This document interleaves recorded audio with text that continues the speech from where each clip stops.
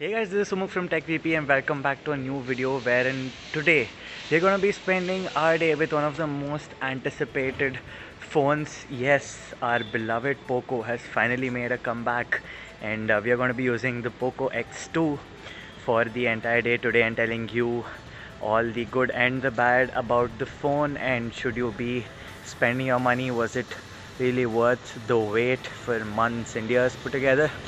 Yeah, I know I've exaggerated this a bit, but yes, the hype is real, and it's currently 10:05 in the morning. I'm currently heading to a meeting, and then from there we'll go to the office, and it's gonna be quite a fruitful day, and we'll see if the Poco X2 can handle it, if it can last throughout the day through intensive usage. I'll currently put the battery stats as of now on the screen right here. Haven't used it for that much. I think I woke up at about 7:30 in the morning or 8, yeah. So been using it since then. Holding up pretty well for now. Initial impressions look good. I'm leaving right now, and throughout the journey I'll keep giving you the updates. So yeah, stay tuned.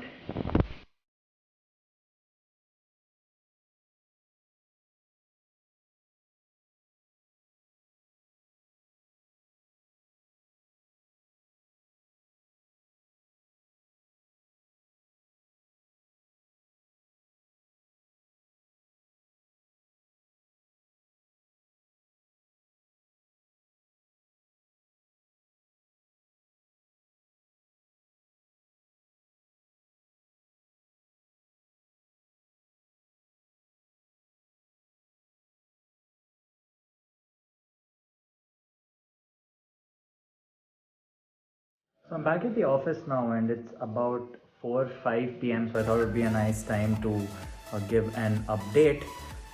The battery percentage is currently on 43%. I've used the phone quite a lot on mobile data plus navigation, so that has drained a lot of battery. I'm going to put the stats right now on the screen over here. Speaking about some general observations, let's begin with that display because that's one of the major highlights of the Poco X2. So you do get a full HD plus display with a 120 Hz refresh rate, and yes, the smoothness is addictive. You kind of keep scrolling at the display because it's really nice to look at, and the phone overall feels really smooth due to that display. And you also get this punch hole cutout on the top. You get two front facing cameras, so they are two distinct punch holes, but some software integration has been added to it, which means that they actually look like a single camera module with two cameras. You can hide that in the settings if you do not like it. But yeah, that's pretty much it about the display. Also, something regarding the display is that the auto brightness is a little erratic. Last night when I was using the phone, I observed that even though I was in a pretty in a room with not good lighting, the lighting was actually pretty low. The brightness shot up suddenly and it was kind of piercing to the eyes. So the auto brightness is not calibrated too well. And speaking about the rest of the phone, the back is actually glass, and you get this weird reflective pattern near the camera lens, which is nice. I mean, it depends on personal preference. This is the purple color which we have here. It's also going to be available in a blue and a pink variant. The back does attract a lot of fingerprints though. As you can see, there are a ton of smudges on the back, and the phone itself is actually quite top heavy. It's not really easy to handle one-handed. You get a 4500 mAh battery, so the phone does feel a little hefty in the hand. And speaking about fingerprints, the fingerprint scanner is on the side on the power button itself, and it's really quick, it's really fast. It's not all that accurate. You will have to get your finger in the right place. That's something that you get used to with time. But yeah, these have been our impressions as of now, and I'll get back to you as and when the day progresses. So guys, it's time to play some PUBG to see how well the phone actually performs. given that it has a 730G chipset. It's specifically meant for gaming, and by default the phone is supporting HD and high graphics settings. That's what the game was installed in, but I'm going to change it to smooth and ultra. There is unfortunately no smooth and extreme. And the weird part about this is even the Redmi Note 8 Pro has support for smooth and extreme graphics. Um, we don't know what price this is launching at, but the Note 8 Pro technically has a more capable chipset in the form of a MediaTek G90T. But it's quite surprising to see actually that the 730G does not have support for smooth plus extreme graphics, so you cannot play the game at 60 FPS. However, let's see how well it performs in smooth and ultra. MIUI has this inbuilt FPS meter, which is actually really nice. So you can see now that, let me trigger the FPS meter from the side, and as you can see 40 FPS on top. I'm not entirely sure how well you're able to see that, but yeah, I can get a constant 40 FPS on this phone. So let's play the game now and see how well it performs. So the Poco X2 also has liquid cooling, and let's see how well that kicks in. If we feel the device gets warm, we'll let you know. We're also not using a case, so I think that would be a perfect test for the device.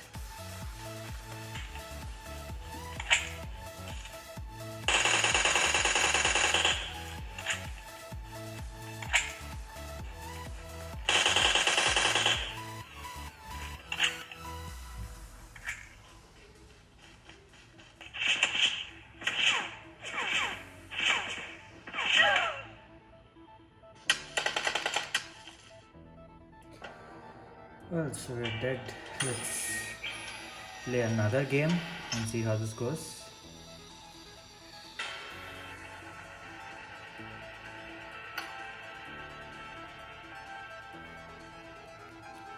So the device is not all that warm. It's very normal to the touch.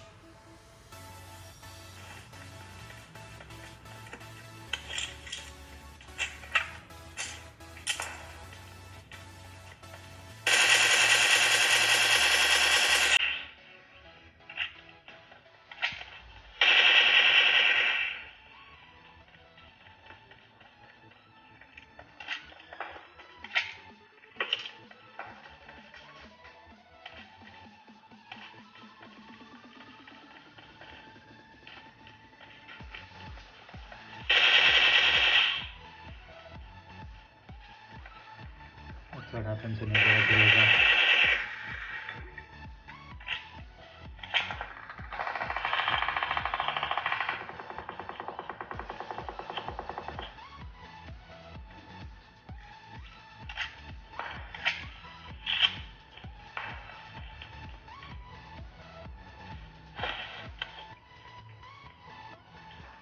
So there aren't any touch issues or touch latency as such.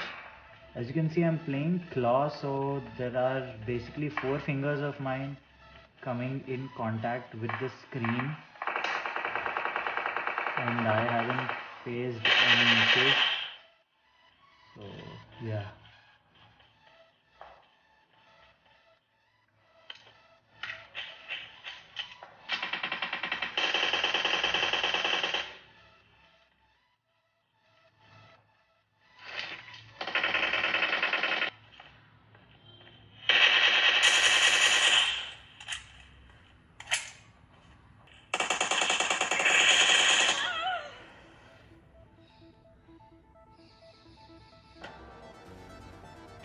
Well, so the game has ended, and even now we've played about 3 quick matches.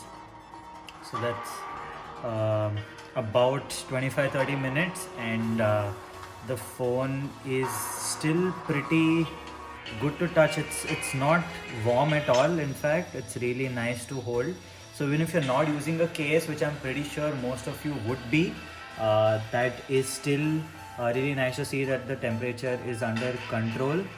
Let me just exit the game. So overall the gaming performance is actually really smooth. There are no frame drops that we encountered, but yeah, if you're into hardcore PUBG gaming, then you would like a 60 fps experience, and for that I think the Note 8 Pro offers it. But again, there are some throttling issues on the Note 8 Pro too, so both of these aren't exactly perfect. But for complete 40 fps gameplay, the Poco X2 actually does a great job at it.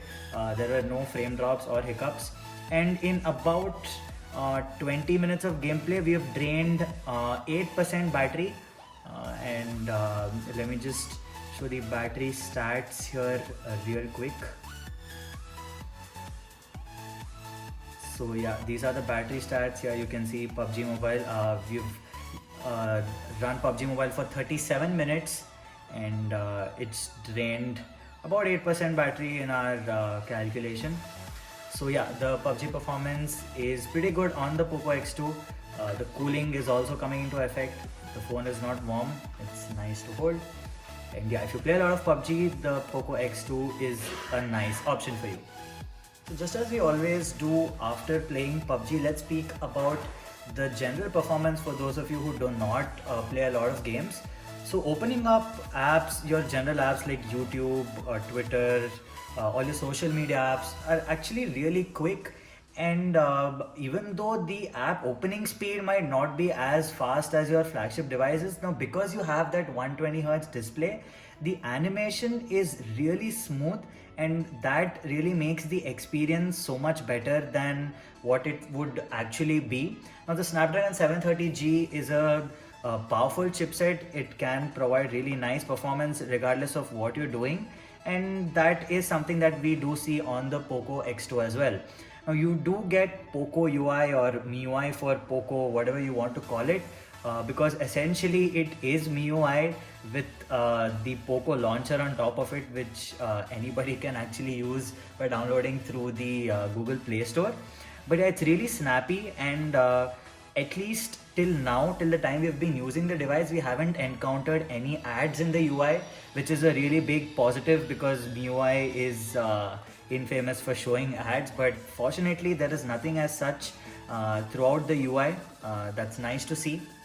And RAM management also has been really good. We have the 8GB variant with us, and we have had no issues with running multiple apps in the background. Again, something that MIUI has been notorious for killing in the past, but no issues with that.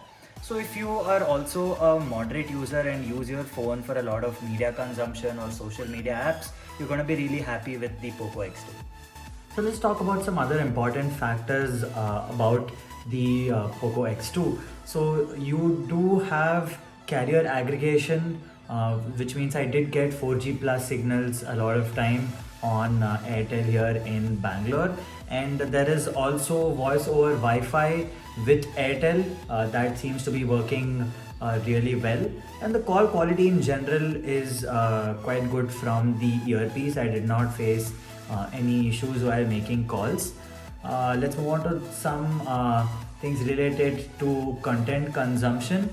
Now you do get a 1080p display that is really nice. It's an IPS display, it's not AMOLED, but the quality of the panel is really good. However, it's a shame that even though having such a good display panel, Amazon Prime Video does not have support for Full HD streaming. Yes, you do get Widevine L1 support, but unfortunately Amazon Prime Video does not play HD videos. But Netflix, on the other hand, has support for HD streaming, which is nice. And the single bottom firing speaker, even though it's just this single unit, it's actually quite loud and very clear as well. So that's nice. You will enjoy listening to music on the Poco X2's speaker. Also, the headphone jack is present and the output is good, pretty normal there, nothing special. Also, some extras is that this does have the P2i nano coating, which makes it splash resistant. And for those of you wondering, there is also Gcam or Google Camera support. I'll talk more about it in the camera section. But yeah, so these were some important observations to mention. Also, the time is currently 5:25. It's almost 5:30, and the battery is down to 26%, which is quite low. But yeah, again, the usage has been high. So let's see if it lasts throughout the day. I'm gonna leave from office in some time now, and on the way, gonna listen to some music and do some stuff on the phone. So let's see how well it does until what time it actually lasts. So I'm back home now, and the Poco X2 was in a pretty uh, drained state when I reached. But of course, the usage was also a lot, so it's understandable. I'll put up the final battery screenshot right here on the screen now, and averaging about 5 to 5.5 hours of screen on time. I think that's fantastic for the power that this phone offers, along with that huge display. So the battery overall is actually really nice. You can easily get through a day even with heavy usage like mine with 4G LTE. So yes, Poco X2 for the battery life is a huge thumbs up. The final parameter that's left out is basically your cameras, and this is again another area in which the Poco X2 really excels in. So you get a 64 megapixel Sony IMX 686 sensor on the rear, which takes some really good shots in good daylight as well as in low light. Now, one thing that we observed in broad daylight is that the shots are really contrasty and the saturation levels are high. You get really punchy colors, and while this is really a personal preference, whether you like natural looking photos or with photos with boosted contrast and saturation levels, but I personally like photos with a lot of contrast and saturation. So I really like the output from the Poco X2. You can see the samples right now on your screen, and so is the case with picture shot and low light. The night mode really comes into play here and does a fairly good job. You also have Gcam support, so you can use night sight for better results. So overall, I think for the price point, I think the Poco X2 might be the new best camera option in this price range. We will do a comparison with other phones like let's say the Realme X2 itself to see how well both of them compare with regards to cameras. But yes, in daylight as well as low light, the dynamic range is great, the details are really nice, and the night mode actually is really good. You get a wide angle sensor as well as a macro lens. Unfortunately, they've gotten rid of the telephoto camera. But yeah, the wide angle is again pretty good but loses out on detail. Unfortunately, you cannot use the night mode with the wide angle lens, which is kind of sad because that would have been really nice. And of course, you get the macro mode, which we saw on the Redmi Note 8 Pro as well. Decently good in good lighting. Otherwise, when it comes to low light, you really can't use that 2 megapixel sensor. And yeah, of course, selfies also turn out really nice. The portrait mode is good, but nothing. The selfie shot in the stock camera is nothing compared to what you get from the Gcam mod. It's a night and day difference, and quite literally actually. And yeah, you do get much superior output from the Gcam, especially for selfies. So if you're into a lot of selfies, then please do install the Gcam mod. So yeah, there is very less to not like about the Poco X2. It's a fantastic device in almost every respect. Also, it's quite important to note that the Poco X2 is not really a successor to the Poco F1. So do not get confused. The Poco F1 was a flagship device. The X2 has mid-range internals and specs that are not as good as the F1. But yeah, hopefully the F2 will come out and it will be a flagship. But the Poco X2 is more of a higher mid-range device, if you may, which tries to be a jack of all arts and also masters pretty much every aspect. You've got good performance, solid performance, you've got great battery life, the cameras are really good, The phone looks pretty nice. You've got a great display actually.